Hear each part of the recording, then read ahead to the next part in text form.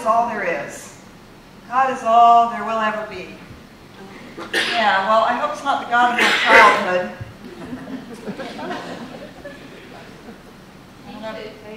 I don't know about you, but yeah, so it's important to have a new design for God. It's important for us to really come to an understanding of what we mean by this term. We use it so blithely, God, and it's astonishing the number of things that we can mean by that word.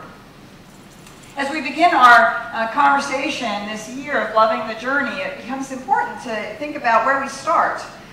You know, they say a journey of 1,000 miles begins with the first step.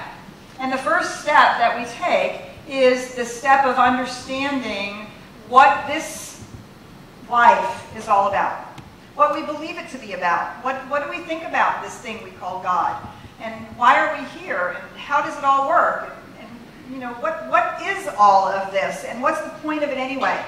And these are the questions that provide us with a framework. When we answer these questions, it provides us with a framework, a ground of being, a place to stand so that we can move in the world. And so we want to start with that. We want to start with what is this thing that we call God? And we want to use that as a way of navigating our journey. Remember that our journey is not a destination. It is the way in which we move through our lives. The way in which we become more of ourselves, explore more of who we are, and become more aware of the divine presence. We had a young adults meeting last week, and one of our young adults stated this as we were talking about life and, you know, and about dealing with some of the challenges and some of the complexities of life. And she said this. She said she's always looking for a way to be more in alignment with the divine, more in alignment with the divine. And she was asked, well, like, why? Why does that matter? What's the big deal about that? And her answer was that no matter what's going on in her life or in the world, no matter what, knowing that there is something larger, something more powerful, intelligent, and loving, in which she is contained and to which she is connected, allows her to walk through or face anything. That's what our understanding of the divine gives us. It gives us that framework, that place to stand, that resource that helps us make decisions. How will I act? How will I move in this situation? How will I behave towards you? I have to have some understanding of who you are in the scheme of reality that helps me decide how am I going to respond? How am I going to act? What decisions am I going to make? And so it becomes really important for us to take a look at what our design for God is. It all starts with this. How do you describe the thing itself? Ernest Holmes in The Science of Mind, there's the first 4 chapters of The Science of Mind we usually spend some time with in January in the centers across the country. And in the first chapter, he talks about the thing itself, partly because there's so many loaded ideas about the God, the divine mystery, the ultimate reality, great spirit, whatever we call that, our understanding of that. And so to give it the largest possible term, or the term that has the least preconceived ideas about it, he begins by talking about the thing itself. So I actually want to talk about the thing itself. Actually, I'd like for you to talk about the thing itself a little bit. So the question is, what is it? How do you describe or define this thing that we call God? How do you describe or define it? And you will notice that I have a microphone, so this is not a rhetorical question. Yeah, say your name. I'm Melissa. My favorite analogy is the circle whose center is everywhere and whose circumference is nowhere. Beautiful. Great. Thanks, Melissa. All right, how do you define or describe God? Undifferentiated, undefined, everywhere present, benevolent, all present. Beautiful. All right, wonderful. Say your name, stand up and say your name. My name is Paul Sheldon. This is going to be a little fog, but it's going to be short. as a scientist, I don't talk about Ding on Zich or thing in itself. I talk about models around things. But way back, Cricket said there was this Council of Nicaea that decided they were not going to go Gnostic, where they would know God directly, but they were going to do the Via Dolorosa, pain, some kind of hierarchy thing, people working for other people. All right, but the idea of knowing God, somebody in one of my philosophical groups says, you might know a person in a certain way directly, like a friend. And it's got nothing to do with making a model of them exactly. And I'd like to understand what that was. So there's Bob for you. All right. Absolutely. So the question is, can we know God as directly as we would know a friend, right? Without the model. Absolutely. Thank you, Paul.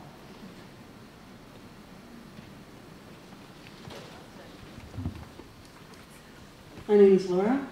I think of God as the positive, creative compulsion to fulfill the intentions of all living beings. Fabulous. Thank you, Laura. Okay, so I'll have some hands over here. Rashad, I came across this in a book I was reading recently. It said that it described God as being benign indifference, meaning that ultimately good in nature, yet doesn't care what our choices are. All right. Thank you. Other hands. How would you define or describe God?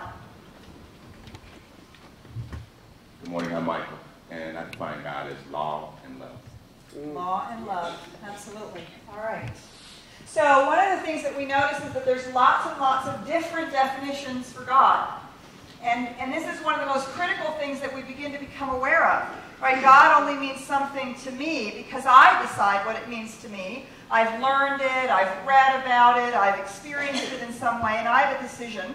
And I make a decision, oh, that's what God means. But I might say that word to you, and you would have an entirely different, potentially an entirely different understanding of the word. And we could think that we're communicating, and actually we might be having very different ideas about what God is. And our own ideas about it is the organizing principle that we use to understand how to move through life and through the universe and through the world. And so it becomes really important for us to think about how do we think about it. And I don't just mean intellectually think about it, I mean, how do we feel about it? How do we kinesthetically get what is this thing, the thing itself? How do we describe it? Another thing we might ask ourselves is, would it make a difference if I asked you, instead of to describe or define God, would it make a difference if I asked you to define ultimate reality? Or if I asked you to define spirit? Or I asked you to define the divine mystery of the universe? Perhaps I might ask you to define or describe the divine feminine, or the laws of nature. You see, each way in which we begin to get a hold of this ultimate something and the way that it works and how it operates gives us a set of principles, a way of understanding it. And Paul, as you said, a model to help us move in the world and help us move in relationship to each other. The model actually comes out of our direct experience of the divine, our direct experience of reality, of the universe, of the way it works, and how we understand that. So we're going to explore a little bit this morning what that means from the point of view of science of mind. And starting with our book, A New Design for Living, Ernest Holmes writes this: God means different things to different people. Too many people have too limited a concept of God. As we enlarge our thinking, we can enlarge our concept of God. So in order not to have our thinking limited by what we may have previously thought, or influenced by what others may say or think, we start with a new set of ideas and concepts which are unfettered and free to grow and develop. With this in mind, we can say that there is one reality, mind, or intelligence back of all things, a spiritual source, an infinite. Call it God if you desire, but be sure that the term by which you call it is in no way limited by your previous way of thinking.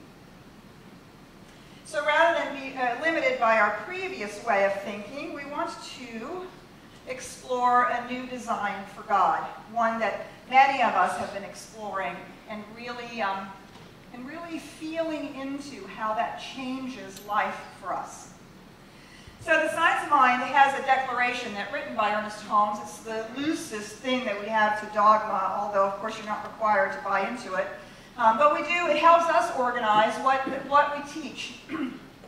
And this is the very first phrase from the Declaration of Principles. God, the living Spirit Almighty, one, indestructible, absolute, and self-existent cause.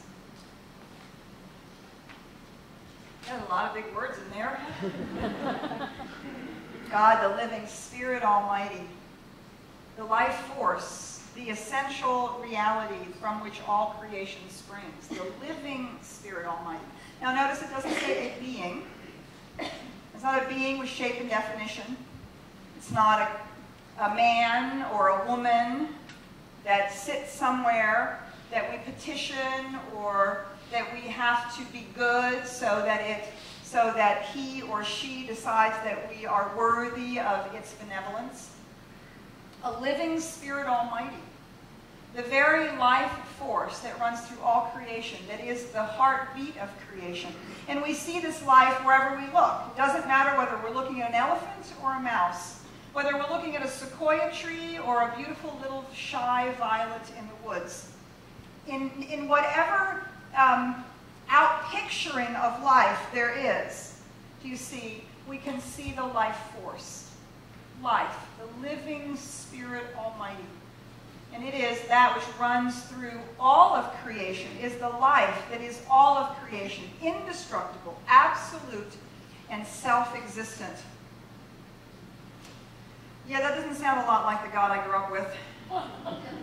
And yeah, the words aren't very warm and fuzzy, are they? They're kind of like, okay, what does that mean? So in this book, The New Design for Living, we begin to explore how do we know these things about God? Well, actually, the truth is, how do we know anything about God? Well, we know it by direct revelation, by direct experience, and we know it by looking at the world. We understand that this physical universe is actually the body of God. It is the place where the living Spirit incarnates.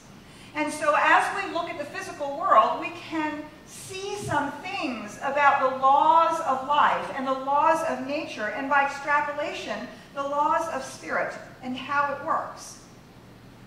So Ernest Holmes, in A New Design for Living, he begins to look at various things in life. He starts out with the atoms, particularly the vibration of an atomic clock. And there's a particular ammonia atom that is used in an atomic clock, and it is the vibration of the atom itself that is so perfect, so regular, so orderly, so consistent, that an atomic clock can be set to it. Going on to think about how water crystallizes into snowflakes. And as it reaches a certain point of coldness, the water crystallizes into these beautiful, regular, six-pointed shapes, although each one unique. There's a pattern of the way it crystallizes. You look at the growth rings on a tree. Well, some may be smaller and larger. There is this very definite pattern to growth and the way life unfolds. And so by going through these examples and many other examples, we can see from the natural world, we can see that there is an underlying order, an underlying pattern, an underlying process to what might on the surface look pretty chaotic.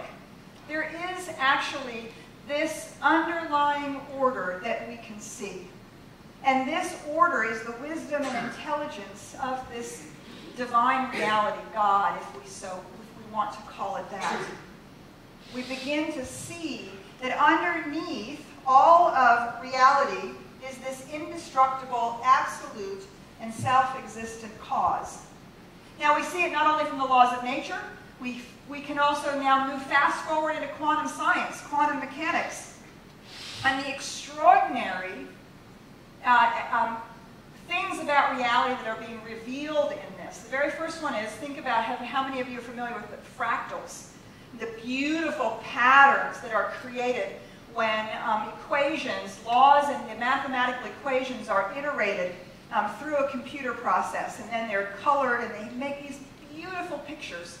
So not only is that an amazing thing, that you can iterate a mathematical equation and come up with this absolutely beautiful artistic rendition, what's even more interesting is that if you take that rendition, that fractal, that particular creation, and you go and you take a piece of it, a slice of it, and you blow it up to the same size as the original, what you discover is the pattern that was in the original is replicated in that smaller section. And you blow it up and you see the same pattern. And then you take that and you take a smaller section and you blow it up, and lo and behold, what do you see? The same pattern. And it doesn't matter how small you go, the same pattern emerges over and over and over again. It's called the self-similarity across all sizes of scale. And it begins to reveal to us another way that we see this sort of orderly pattern in the universe that is a part of how life unfolds into this beautiful thing that we call creation. God, a living spirit almighty, one indestructible, absolute, and self-existent cause, is somehow moving in this sort of orderly, lawful manner, and creation is being revealed. So the question is, what is creating the universe? What is creating the universe? What's the impulsion? What is that thing that is the life that is moving into the universe? What is it that provides the pattern? What is it that provides this knowing within the atoms of how to combine, this knowing within the cells of how to combine and grow into whether it's a hummingbird or a baby or a sequoia tree? How does it know? What is it that is creating the universe? Well, this from a wonderful physicist. The outside world of objects may thus be regarded as originating in a sustained field created by the divine mind. A sustained field of consciousness, a sustained field of patterns which are constantly emerging into creation, into reality, into experienced, lived reality.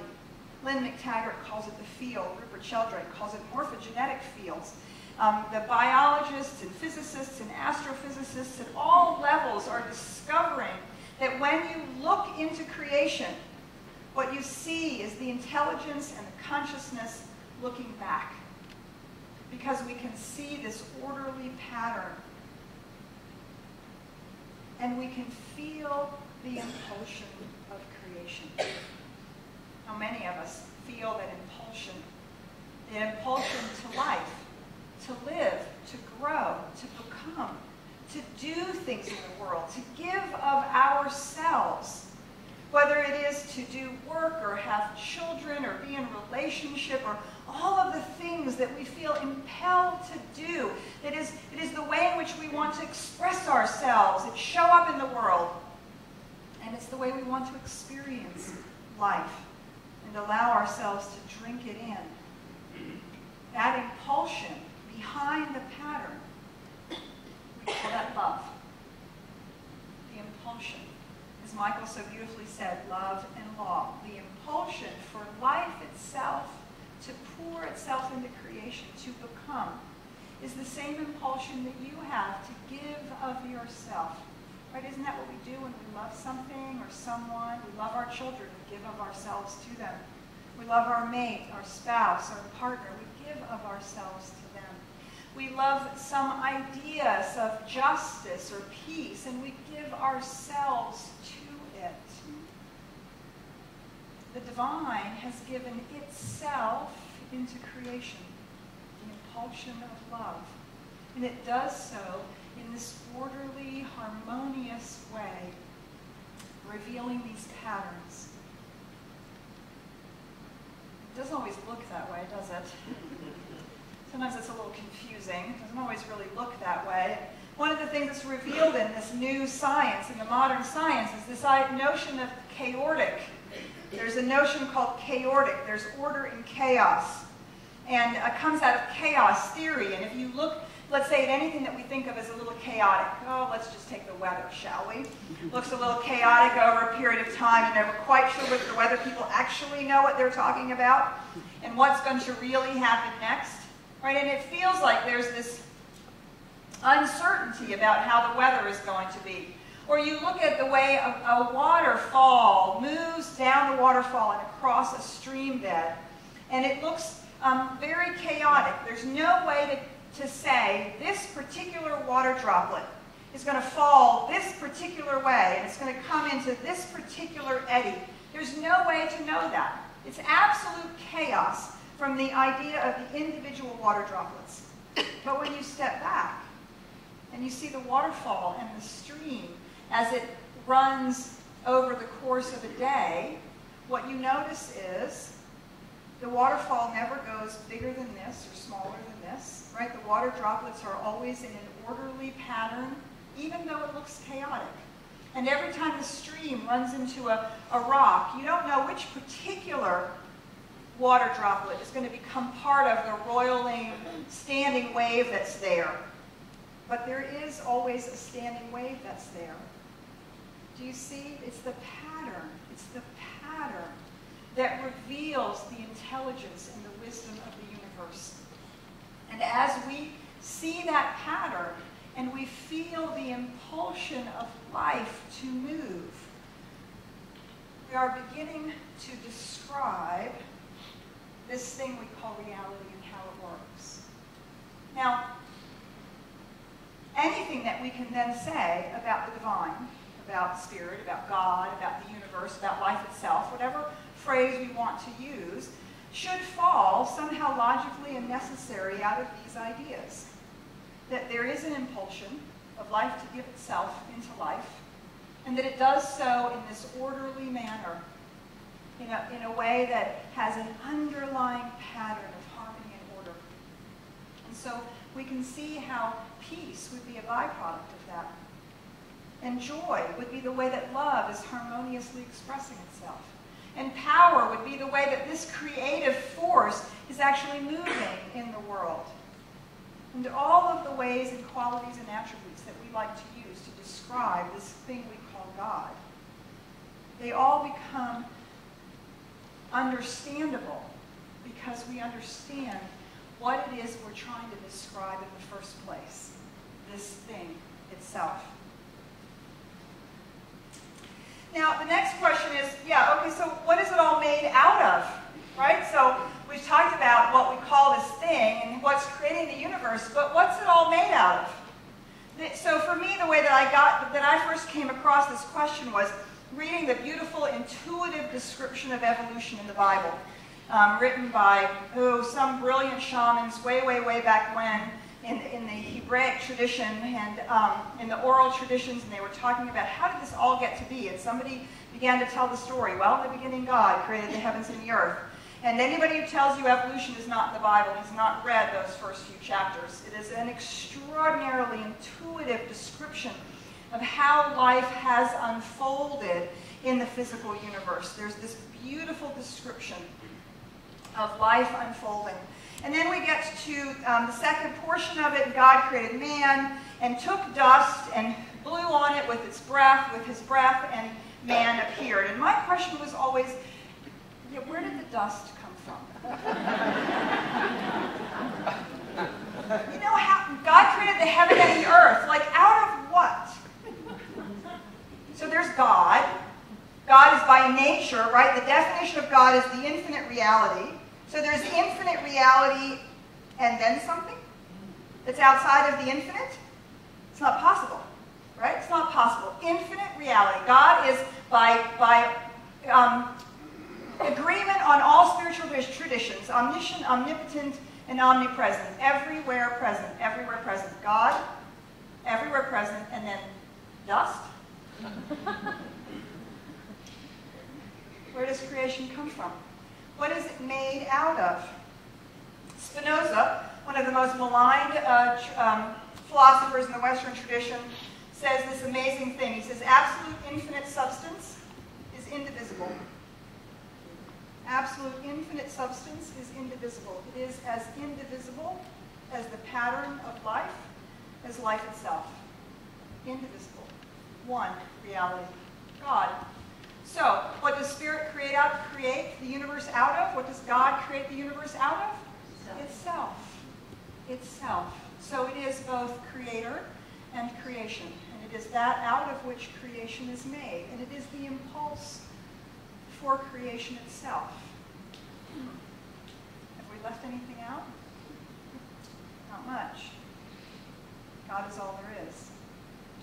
God is all there will ever be. One, absolute, indestructible, and self-existent cause. So, if it's all made out of the same absolute infinite substance, Ernest Holmes, in this new design for living, he says this fabulous thing: matter is mind in form. Mind is matter unformed. Right? Remember the physicist said you look out into creation, and what do you see? You see consciousness looking back. Mind, intelligence of the universe looking back. Mind and matter. Matter is mind in form. Mind is matter unformed. Yeah, it's a little, it's like puts your head on tilt, doesn't it? So I think you might recognize this equation a little more easily. E equals mc squared. Basically says the same thing, doesn't it? Energy and matter are on this continuum.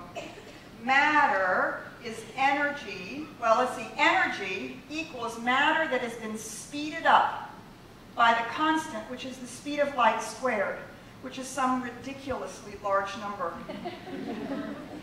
So think about, okay, so just think about it. Every atom is vibrating at a certain rate, right? We all know this now from our physics, right? This looks like it's like solid, but actually 90% of it is really space. Isn't that just the weirdest thing? And it's really all these atoms vibrating at this incredibly high rate that actually makes it feel and look solid. Okay, that atom at that incredibly high rate is like energy slowed down to the point where we can see it. But it's E equals mc squared. It's not like there's energy over here and matter over here. There's not God and dust. So, yeah, so how does that work? Okay, so do you see we're talking about these amazingly vast and infinite ideas that we struggle for language or ways in which to really get. So much we talk about this and it's like, oh yeah, well those are nice words. I mean, I can say all the words, but do I really know what they mean? Can I really base my life on it? Am I really able to make decisions based on what I know to be true about reality because I so get it? Do we get it at that level? So, matter is mind and form. Mind is matter and form. This becomes incredibly important when we understand that we live in the oneness, and that you and I are part of the oneness, and that the earth and I are part of the oneness, and all beings everywhere are part of the oneness. And whether we like them or don't like them, or whether they taste good or don't taste good, or whatever it is, it's all part of the oneness. And right there, my brain just goes, huh? Okay, it's challenging. So do this thought experiment with me. This is, I do these, okay? I don't just make them up for Sunday mornings. I do these thought experiments because I really like, it's like, okay, how do we get this? Like, get it, like really get it. Okay, so energy and matter is like on a continuum, okay? And so a great analogy for this is to think of water. So water's ice, cold, it's slowed down about as far as it can be. It's hard and solid, you can see it. And then it starts to get heated up, right? Which basically means it's starting to vibrate a little faster. And it vibrates a little faster, and then all of a sudden it's liquid. And we're not really sure when did the ice become liquid, but then all of a sudden it's liquid. And then you do a little more heat, and what happens? You begin to see steam. And you actually can see the steam. And if we think about it, that would be like the clouds.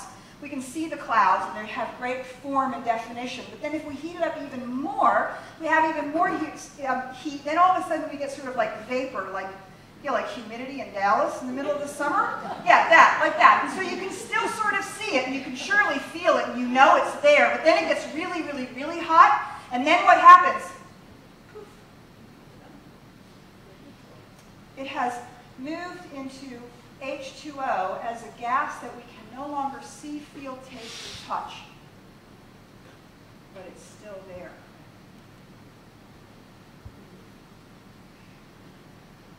Matter, rocks, atoms, speeding up, speeding up, speeding up, speeding up, speeding up, poof, energy.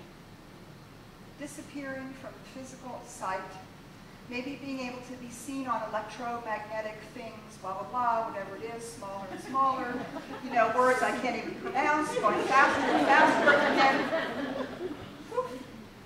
In quantum physics, there are little photons of light that blink in and out of existence. Where do they go when they're not in existence?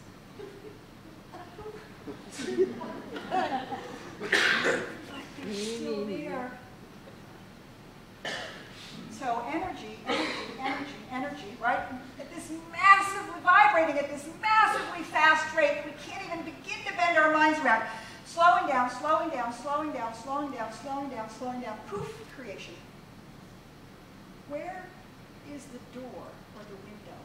Where does one stop and the other start? There isn't one. You see, it's a continuum. Energy, energy, energy, slower, slower, slower, slower, slower. Poof, matter.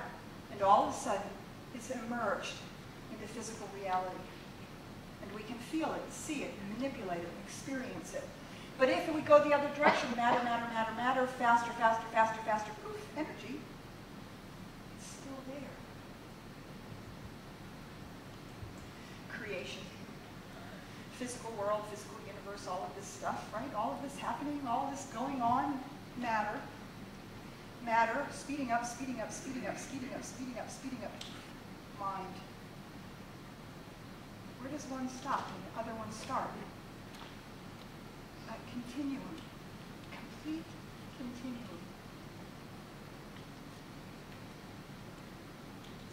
Divine. Divine. Divine. Divine. You might say divine, divine, divine, poof, human. Universal. Universal, universal, universal, universal, universal, universal, universal, poof, individual. Individual. Individual. Individual, meditating, reading, lifting ourselves, vibrating at a higher and higher rate, vibrating at a greater rate, closer and closer and closer to the rate of the divine with love and peace and joy, vibrating higher and higher and higher and higher. Poof. Universal. Divine. Where does one stop and the other start?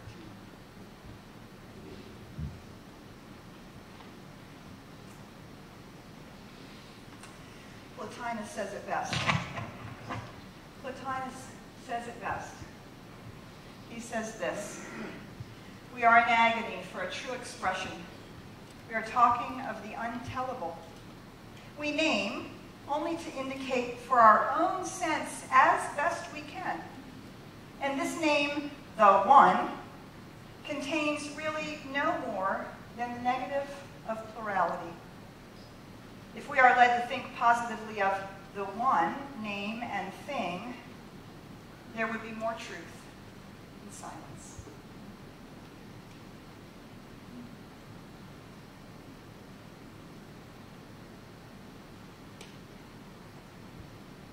So I invite us to go into that silence now.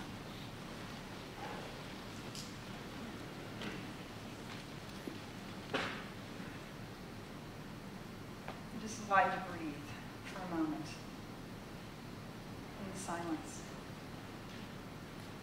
in the stillness.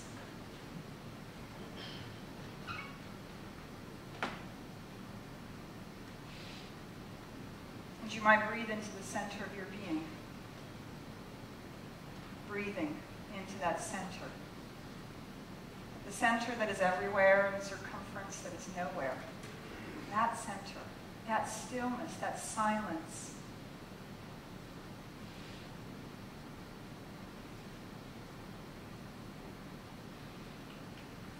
And now do another thought experiment with me. Here we are at the center of our being. Here we are in the stillness, in the silence that is the truth of our reality. And now begin to just imagine stretching your intuition and your antennas out to the left and to the right, in front of you, behind you, above you and below you.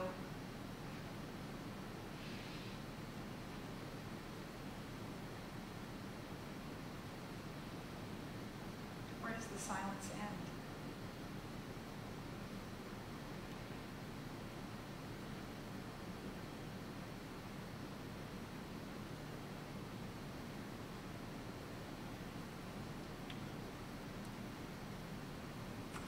And there we are, in the heart of the one, in the heart of the divine.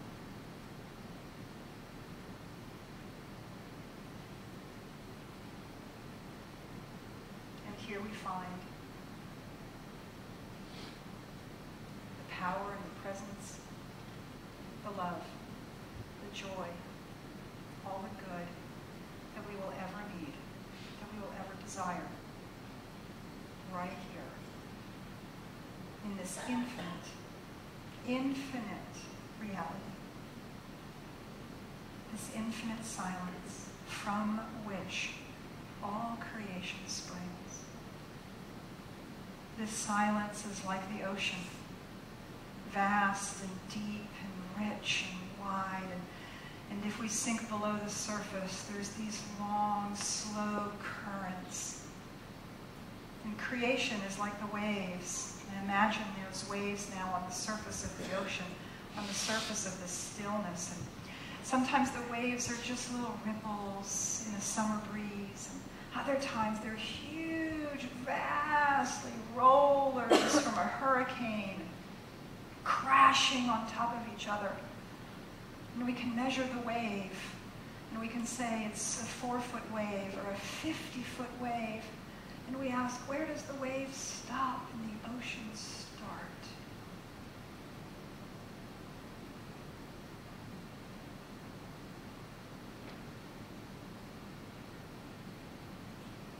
And there we find something true about this thing we call God.